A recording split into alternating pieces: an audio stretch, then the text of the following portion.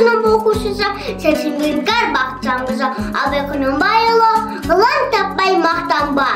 Ғылым таппай мақтанба, орын таппай баптанба, құмарланып саттанба. Ойнап босқа күлуге, бес нәрседен қашық бол, бес нәрсеге ашық бол. Адам болам десеңіз, тілеуін өмірін алдында, оған қайғы десеңіз, өсек, өтірік, мақтаншақ, еншек, бекер, мал шашпақ, бес дұшпанын білсеңіз, талап, еңбек, терең ой, қанағат, рахым ойлап қой.